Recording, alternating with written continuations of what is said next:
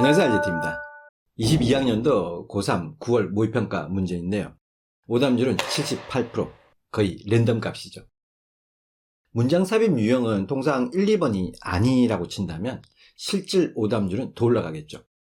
거의 다 틀렸다고 보면 되는데요. 물론 이 문제를 틀려도 1등급이 될 수는 있겠지만 최고 변별 문제가 어느 수준인지 안다면 대비 목표인 중학생과 고1, 2 학생들에게 영어 공부의 수준과 방향을 가늠할 수 있겠죠. 어디까지 얼마나 해야 하느냐, 그걸 알아야 오늘의 공부 방향을 제대로 잡을 수 있을 테니까요.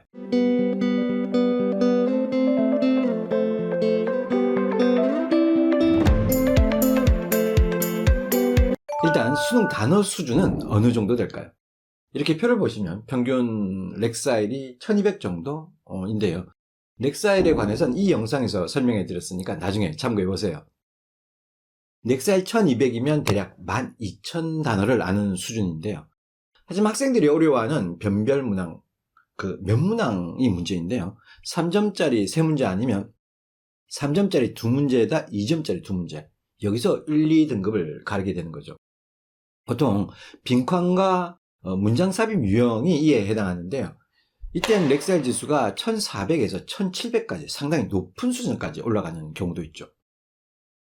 이렇게 39번의 경우 이 정도 단어가 워드마스터 하이퍼 한 2000 정도 된다고 보시면 되고요. 이걸 빼고 나면 워드마스터 수능 2000 정도 단어가 이 정도고요.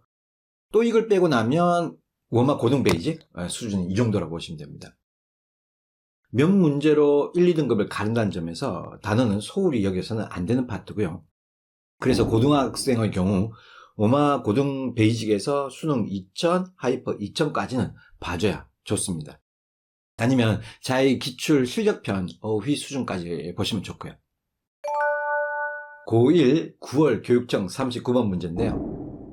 고1이라서 문장 길이가 좀 짧죠. 평균 16단어이고요. 하지만 고3의 경우는 이렇게 평균 한 문장에 20단어 정도 되죠. 문장이 길수록 단기적으로 각 단어를 머릿속에 암기하고 이해하면서 집중을 이어나가는 게 힘들어지죠. 즉 고3 수준의 지문을 읽으려면 계속 암기한 단어를 활용하여 이해하는 연습을 많이 해야죠. 그러니까 많이 읽어야 한다는 말이죠. 교육과정평가원의 기출문제를 살펴보면 각 문장 하나하나마다 묻고 있는 구문들이 있죠. 전환도 독해집에서처럼 단순히 술술 읽히는 수준이 아니라 문장 구조 파악이 얼마나 되느냐도 묻고 있다는 겁니다. 39번을 다시 살펴보면 해석이 쉽게 되는 단문 형식이 아니라 각각의 특색을 가지는 복잡한 문장 구조를 갖고 있는 게 특징이죠. 문법과 구문 분석력이 받쳐주지 않으면 온전한 독해는 불가능하고요. 이렇게 되면 짜집기 의미 파악이 될 수밖에 없죠. 구문 분석력을 쌓으려면 첫째, 독해집을 통해 구문을 철저히 분석한 연습을 하거나 해답지를 보면 되겠죠. 둘째, 문법책에서 배운 문법을 지문에 적용한 연습을 하거나, 셋째, 구문책을 통해 구문 패턴을 익히는 방법이 있습니다. 이게 39번 전문 해석인데요. 내용을 요약해드리면 식품을 선택하기가 어려워지고 있는데 과거에는 대량 생산이었지만 요즘은 소비자가 단편화되어서 개인 기호에 맞는 제품을 기대한다. 하지만 현실에서는 관심 분야가 비슷한 부류가 형성이 되어서 주어진 문장, 개인의 이야기가 더 큰 이야기로 연결되어 소비자 집단은 강화된다. 요약해드리면 음식을 대량 생산하다가 개인 취향으로 나누어졌지만 서로의 관심이 겹치면서 더 큰 소비자 집단을 형성한다. 뭐 이런 내용이죠. 영문 지문을 보고 내용 파악이 자연스러우면 해석력이 좋은 거고요. 내용 파악이 전혀 안 되거나 전혀 다른 방향으로 글이 읽혔다면 독해력이 약한 겁니다. 결국 자의 기출 문제집 실력 중 고난도 유형까지 해석할 수 있는 능력이 되면 1등급이 자연스럽게 될 겁니다. 주어진 문장에는 순서의 힌트를 주는 단서가 전혀 없죠. 게다가 5번 다음에 나오는 지시사 these가 도리어 오답을 유도하고 있는데요. 쉽게 말해 낚인 거죠.